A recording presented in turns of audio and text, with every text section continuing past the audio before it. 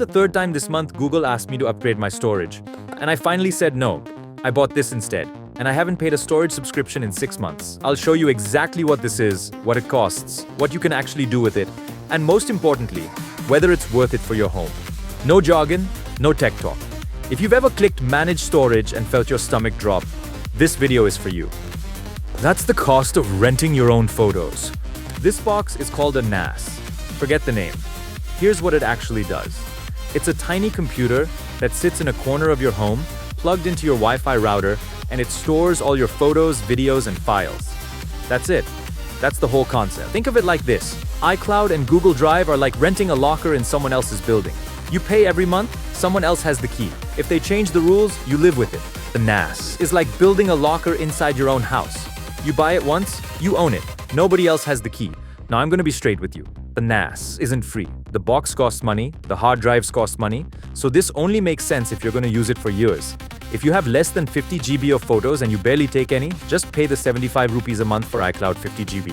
Don't buy this. There are 2 units I'd actually recommend for a home in India right now. On the left, Synology DS225 Plus. On the right, the QNAP TS216G. Both are 2-bay, both around the 20 to 25,000 rupee mark. I'll link the exact ones we sell at tpstech.in below. You'll also need 2 hard drives. For most families, 2 4TB drives is plenty. That's about 16,000 rupees. So the full setup NAS plus drives is around 36 to 41,000.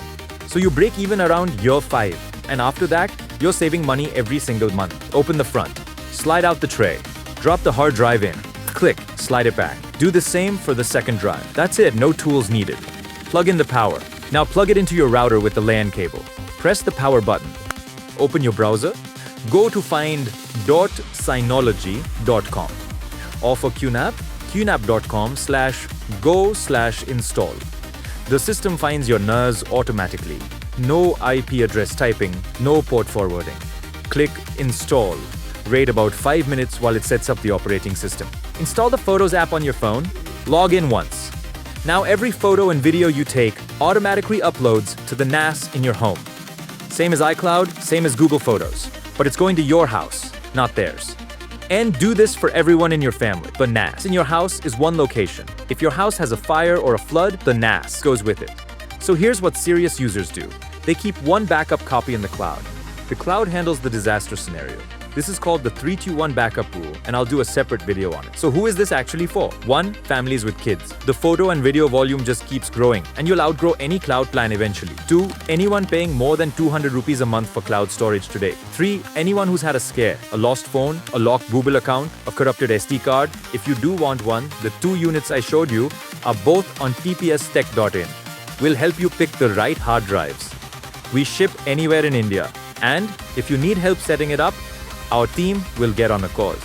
Link in the description. In episode 4, I'm going to show you how to actually move your existing photos onto your NAS without losing anything.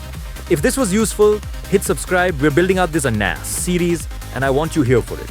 Drop a comment with what you're using for storage right now. See you in the next one.